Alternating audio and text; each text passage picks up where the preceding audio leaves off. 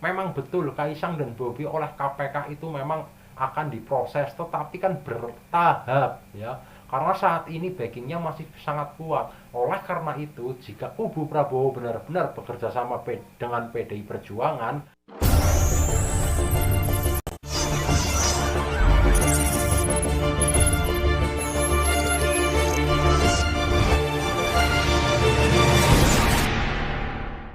jadi alasannya kenapa Andika Hendi mencabut gugatannya di MK itu salah satunya yaitu PDI Perjuangan dan kubu Prabowo itu besar kemungkinan akan bekerja sama. Sedangkan untuk di KPK kemarin Hasto itu tidak ditahan ya, hanya dimintai keterangan saja. Setelah dimintai keterangan dan pemeriksaan, setelah itu kan keluar disambut meriah oleh banyak warga pendukungnya ya, orang-orang yang mendukung Hasto itu ada ribuan orang di depan gedung KPK menyambut Pak Hasto ya gitu. Dan ini besar kemungkinan memang dari kubu Prabowo dan PDI Perjuangan itu akan diadakan kerjasama, apalagi setelah Pramono Anung itu menyatakan bahwa PDI adalah mitra strategis Prabowo. Itu yang sangat meyakinkan, itu seperti itu. Karena Pramono Anung itu sebagai gubernur Jakarta itu sudah terang-terangan seperti itu ya. Jadi kalau saya sebagai rakyat, saya sangat mendukung jika kubu Prabowo memang benar-benar bekerja sama dengan PDI Perjuangan. Yang lebih bagus lagi seperti ini ya. Konon kerjasama antara kubu Prabowo dan PDI Perjuangan itu upaya untuk menyingkirkan gerombolan-gerombolan dinasti dan kroni-kroninya. Dinasti Jokowi dan gerombolannya itu akan disingkirkan mulai dari yang ada di daerah-daerah hingga di kabinet saat ini. Kira-kira seperti itu. Oleh karena itu, kita sebagai warga negara Indonesia, apapun yang diputuskan oleh pemerintah saat ini, jika memang tidak bertentangan dengan kehendak rakyat, maka kita dukung. Tetapi jika ada yang bertentangan dengan kehendak rakyat, ya kita kritik. Karena memang mengkritik itu kan sudah menjadi hak kita sebagai rakyat. Kenapa hak kita? Karena kita kan tiap tahun bayar pajak, bahkan tiap bulan, bahkan mungkin tiap hari kita bayar pajak kayak gitu. Oleh karena itu, mengkritik pemerintah itu sudah menjadi hak masyarakat ya. Jadi jangan pada salah paham, mengkritik dan membenci itu beda. Namanya mengkritik ya, kalau ada kebijakan-kebijakan yang kurang berkenan di hati rakyat, ya kita kritik. Karena kita punya hak untuk mengkritik.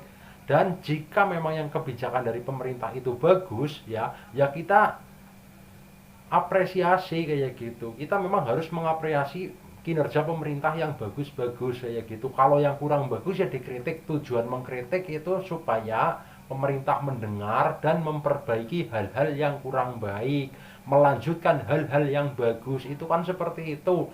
Namanya pemerintah dan rakyat itu harus kerjasama. Di sini itu bukan mengfitnah, bukan menghujat ya, apalagi mengadu domba, itu enggak. Di sini itu saya sebagai rakyat ya membuat konten-konten seperti ini sebenarnya kan hanya untuk edukasi kayak gitu ya, untuk menyadarkan bagi mereka yang mohon maaf yang masih dungu, yang suka mengfitnah kayak gitu.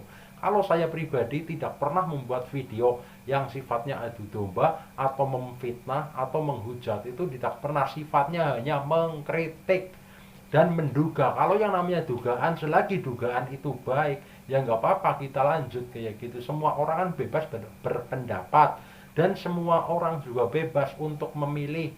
Karena kita hidup di negara Indonesia, negara demokrasi, dan satu-satunya partai ya yang mengawal demokrasi yaitu PDI Perjuangan. Oleh karena itu, kenapa kemarin-kemarin banyak banget isu yang ingin menenggelamkan PDI Perjuangan? Sebenarnya yang mereka ingin tenggelamkan itu bukan PDI Perjuangan, tetapi demokrasi. Kalau demokrasi sudah tidak ada, maka negara ini akan dikuasai oleh kaum oligarki, oleh para koruptor, nepotisme, dan lain sebagainya. Sehingga kita sebagai rakyat yang miskin akan semakin miskin ya, yang susah akan tambah susah kayak gitu. Karena kekayaan alam di negara kita, kekayaan alam di negara Indonesia ini ya, yang sumber daya alamnya sangat melimpah, sangat makmur, itu akan dimanfaatkan oleh mafia-mafia, oleh para koruptor, sehingga rakyat tidak mendapatkan apa-apa. kecil kemungkinan ya rakyat bisa maju kalau cara-cara seperti ini diterus-teruskan ya, kira-kira seperti itu.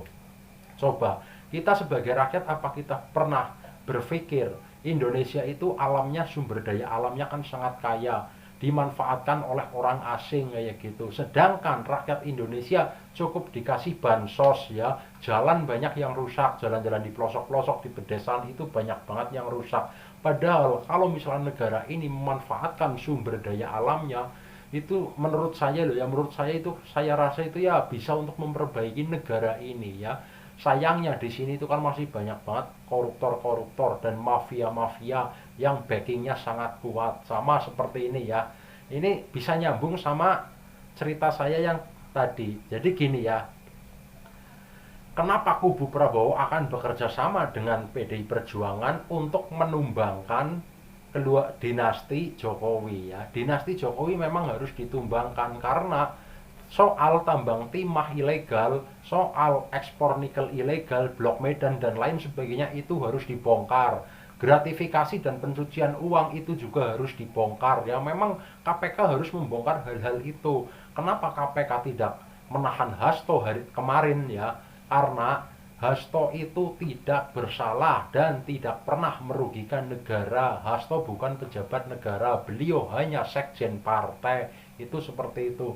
Oleh karena itu ya, dalam pendapat saya KPK itu berpikir kalau yang lebih pantas untuk ditahan yaitu Kaisang dan Bobi. Itu seperti itu. Karena kalau Kaisang dan Bobi, secara kita semuanya itu di media itu tahu bahwa gratifikasi dan blok Medan, bahkan di sidang mantan gubernur Sumatera Utara juga pernah disebutkan nama Bobi dalam sidangnya ya. Jadi memang Bobi itu terlibat dengan kasus-kasus yang merugikan negara. Hanya saja sampai saat ini backingnya itu masih sangat kuat. Jadi susah untuk diproses ya. Kan di sini netizen banyak banget yang ngomong segera proses Kaisang dan Bobi. Memang betul Kaisang dan Bobi oleh KPK itu memang akan diproses, tetapi kan bertahap ya. Karena saat ini backingnya masih sangat kuat. Oleh karena itu, jika kubu Prabowo benar-benar bekerja sama dengan PDI Perjuangan, hal itu bisa terjadi. Kaisang dan Bobi bisa saja segera dipanggil KPK, diperiksa lalu ditahan dan diminta untuk mengembalikan barang-barang yang sudah dikorupsi, diminta untuk mengembalikan hak-hak negara yang sudah diambil alih. Kira-kira seperti itu. Oke, semoga apa yang menjadi opini saya ini adalah benar ya. Semoga KPK betul-betul memanggil Kaisang, diperiksa, disita asetnya yang memang ada hubungannya dengan aset negara. Bobi juga seperti itu, diperiksa lalu ditahan ya. Mudah-mudahan ini benar. Untuk video saya saat ini segini aja dulu. Kalau ada kritik dan saran silahkan tulis di kolom komentar. Oke.